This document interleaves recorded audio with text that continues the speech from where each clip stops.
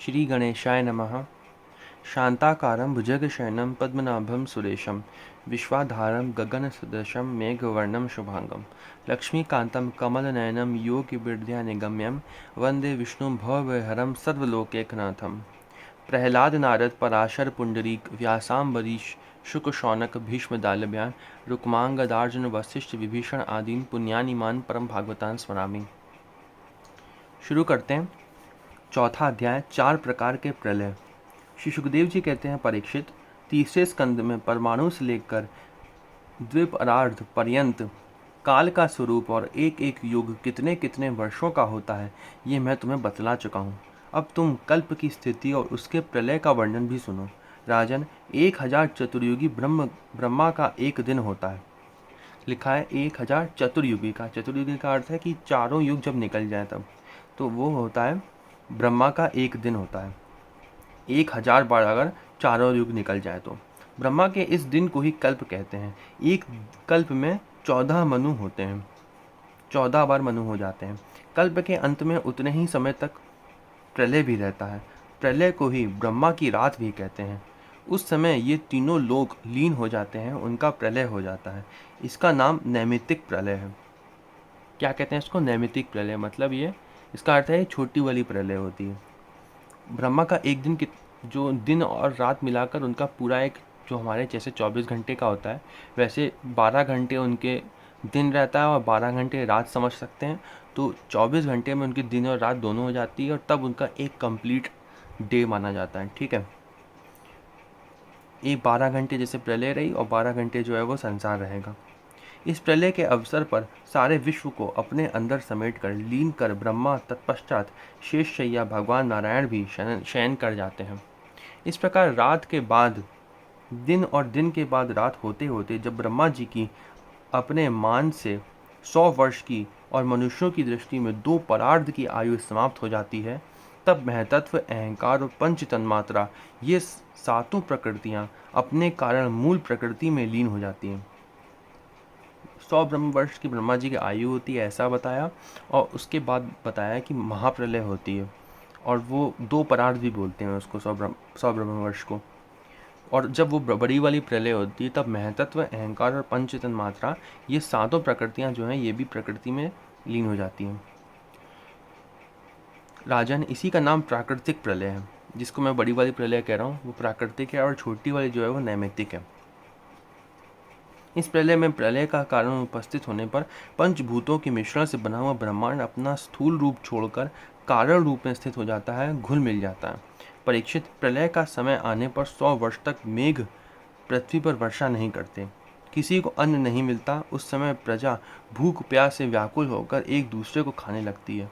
इस प्रकार काल के उपद्रव से पीड़ित होकर धीरे धीरे सारी प्रजा क्षीण हो जाती है।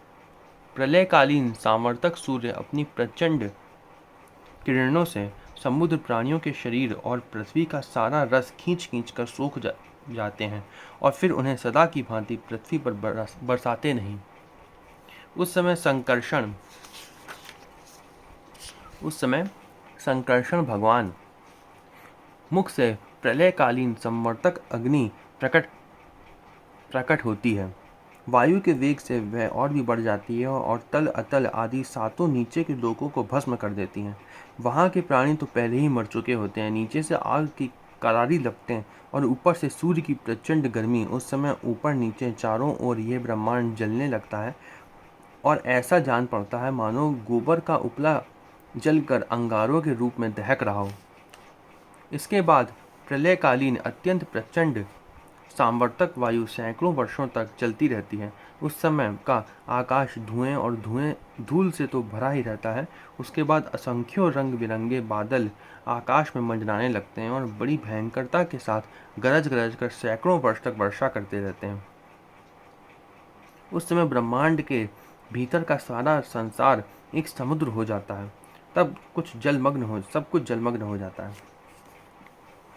इस प्रकार जब जल प्रलय हो जाता है तब जल पृथ्वी के विशेष गुण गंध को ग्रस लेता है, अपने में लीन कर लेता है। गंध गुण के जल में लीन हो जाने पर पृथ्वी का प्रलय हो जाता है। वह जल में घुल मिलकर जल रूप बन जाती है राजन, इसके बाद जल के गुण रस को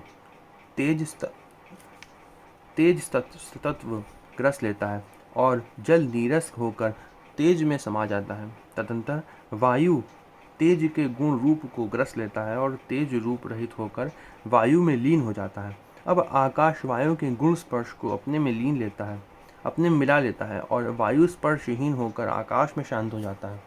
इसके बाद तामस अहंकार आकाश के गुण शब्द को ग्रस लेता है और आकाश शब्दहीन होकर तामस अहंकार में लीन हो जाता है। इसी प्रकार तेजस अहंकार इंद्रियों को और वैकारिक सात्विक अहंकार इंद्रिया अधिष्ठात्र देवता और इंद्रिय वृत्तियों को अपने में लीन कर लेता है। तत्पश्चात महतत्व अहंकार को और सत्व आदि गुण महतत्व को ग्रस लेते हैं। परीक्षित, यह सब काल की महिमा है। उसी की प्रेरणा से अव्यक्त प्रकृति गुणों को ग्रस लेती है और तब केवल प्रकृति ही प्रकृति शेष रह जाती है। वही चराचर जगत का मूल कारण है। वह अव्यक्त, अनादि, अनंत, नित्य और अविनाशी है। जब वह अपने कार्यों को लीन करके प्रलय के समय साम्यावस्था को प्राप्त हो जाती है, तब काल के अवयव वर्ष, मास, दिन, रात, क्षण आदि के कारण उसमें परिणाम, क्षय, वृद्धि आदि किसी प्रकार के विकार नहीं होते। उस समय प्रकृति में स्थूल अथवा सूक्ष्म रूप से वाणी, मन, सत्वगुण, रजोगुण, तमोगुण, महतत्व आदि विकार, प्राण, बुद्धि, इंद्रिय और उनके देवता आदि कुछ नहीं रहते। सृष्टि के समय रहने वाले लोगों की कल्पना और उनकी स्थिति भी नहीं रहती। उस समय स्वप्न, जागृत और सुषुप्ति ये तीन अवस्थाएं नहीं रहती।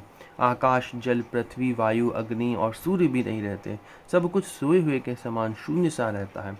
उस अवस्था का तर्क के द्वारा अनुमान करना भी असंभव है। उस अव्यक्त को ही जगत का मूलभूत तत्व कहते हैं। इसी अवस्था का नाम प्राकृत प्रलय है।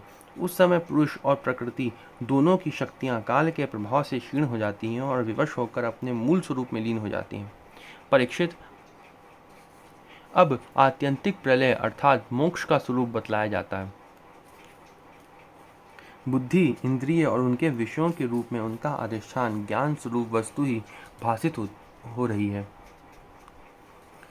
उन सबका तो आदि भी है और अंत भी, इसलिए वे सब सत्य नहीं हैं। वे दृश्य हैं और अपने अधिष्ठान से भिन्न उनकी सत्ता भी नहीं है, इसलिए वे सर्वथा मिथ्या माया मात्र है। जैसे दीपक, नेत्र और रूप ये तीनों तेज से भिन्न नहीं है, वैसे ही बुद्धि, इंद्रिय और उनके विषय तन्मात्राएं भी उनके अपने अधिष्ठान स्वरूप ब्रह्म से भिन्न नहीं है, यद्यपि वे इनसे सर्वथा भिन्न है।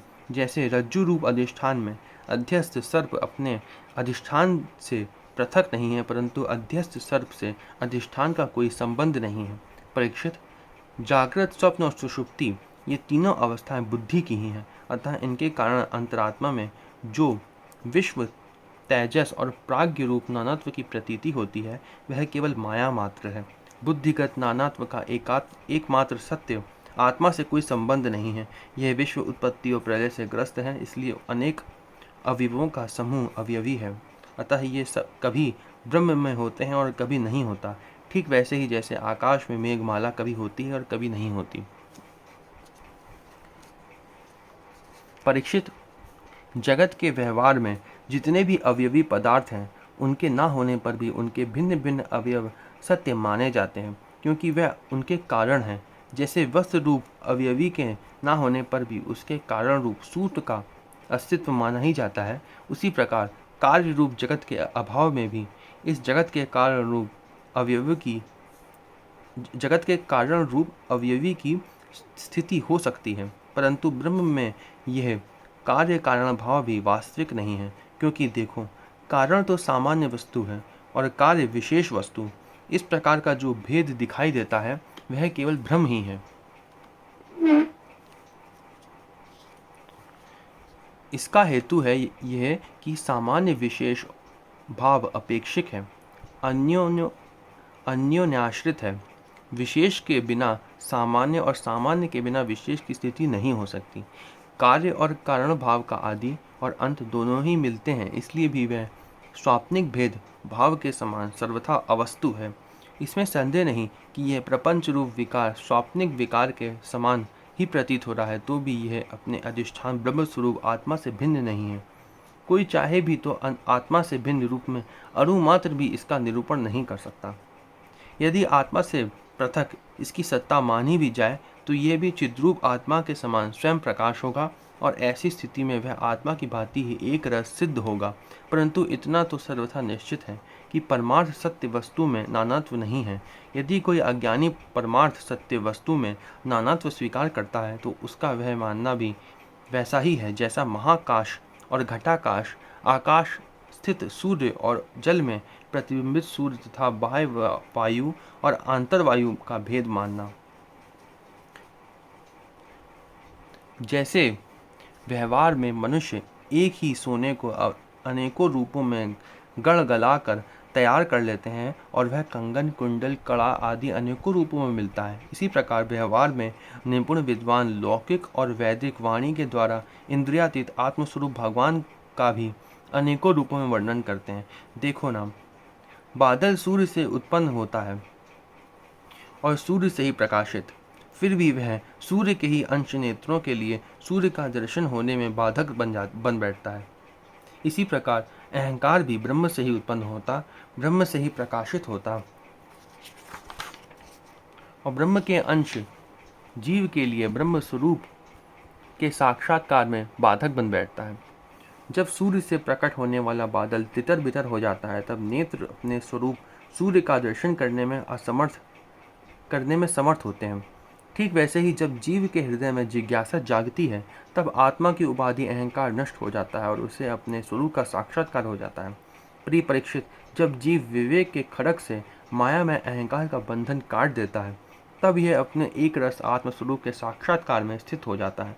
आत्मा की यह माया मुक्त वास्तविक स्थिति है, आत्यंतिक प्रलय कही जाती है।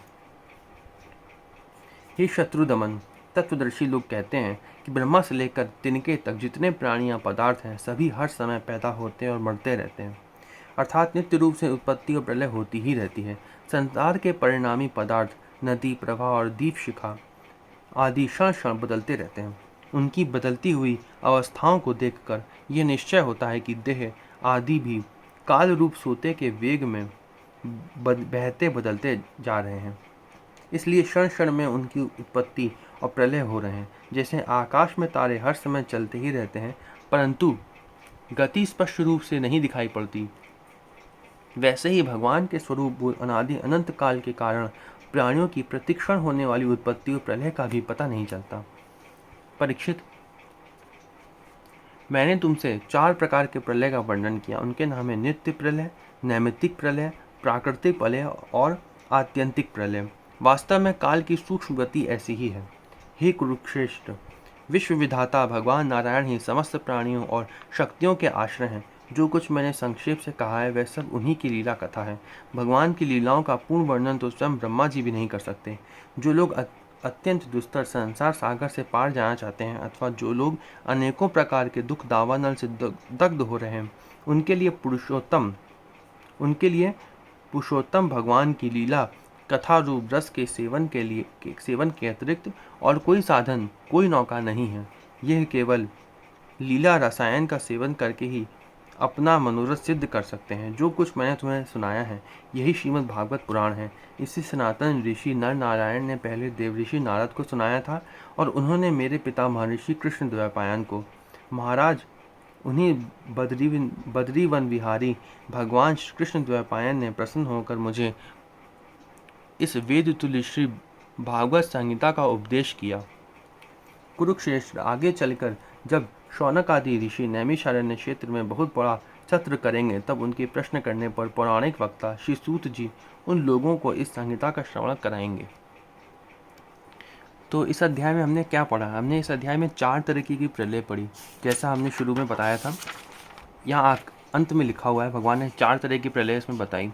कौन कौन सी? नित्य प्रलय बताई, नैमित्तिक प्रलय बताई, प्राकृतिक प्रलय बताई और आत्यंतिक प्रलय बताई। पहले मैं नित्य प्रलय बताता हूँ। नित्य प्रलय जो है यहाँ लिखा है, ब्रह्मा से लेकर तिनके तक जितने प्राणी और पदार्थ हैं सभी हर समय पैदा होते हैं और मरते रहते हैं, अर्थात नित्य रूप से उत्पत्ति और प्रलय होते ही रहते हैं। इसी को नित्य प्रलय कहते हैं।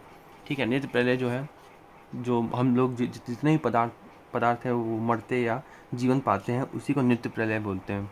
दूसरा हमने पढ़ा नैमित्तिक प्रलय। वो तब होता है जब ब्रह्मा जी के 12 घंटे हो जाते हैं, तब 12 घंटे के बाद नित्य प्रलय होता है। ब्रह्मा जी की जो रात होती है वो नैमित्तिक प्रलय है, वो छोटी वाली प्रलय होती है। इससे आप समझ सकते हैं पूरा संसार समाप्त नहीं होता है, सत्यलोक समाप्त नहीं होता है, ठीक है।